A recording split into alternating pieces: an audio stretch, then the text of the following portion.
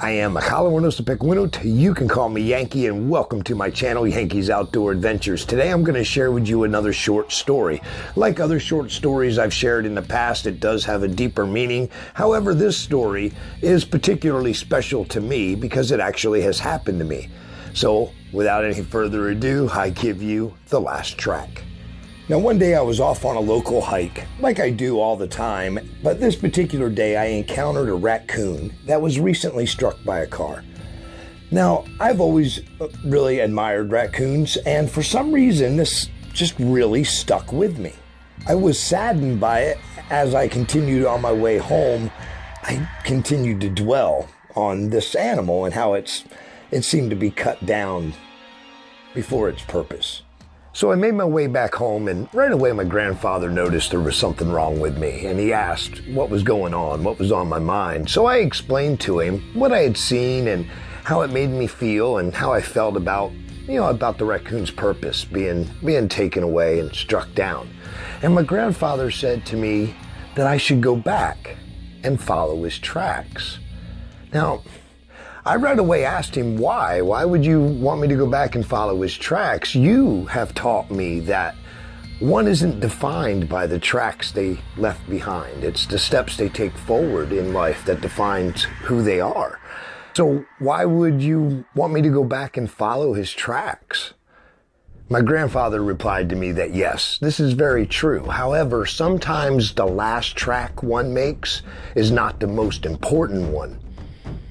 So I did just that. I didn't fully understand why, but I went back to where I originally found the raccoon, only this time I began to follow the raccoon's tracks. And they took me down into the woods, and they took me on quite an adventure. I got to see several locations where the raccoon stopped for a rest, and even took me down to a spot along the creek where the raccoon had stopped for a bite to eat. The adventure went on most of the day, and eventually it led me to a spot where there was an old dead tree and a hollowed out log. Now my heart sunk when I looked inside the log and then reached in and I pulled out a baby raccoon.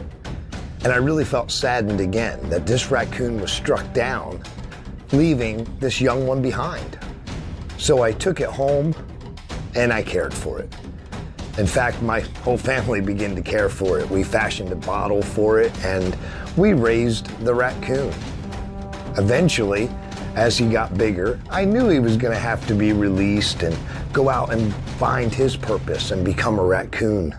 So I eventually let him go back into the woods. Now Riley, which is what we named him, had come back several times. He would come back and say hello. I would sit outside and talk with him, and off to the woods he would go again. But eventually, he stopped coming around altogether. Now, I was saddened when he didn't come back, but I felt good about it too, because I thought, well, hopefully he was out finding his purpose, and he is out there being a raccoon, as he should be. And then one day, out of the blue, there was Riley.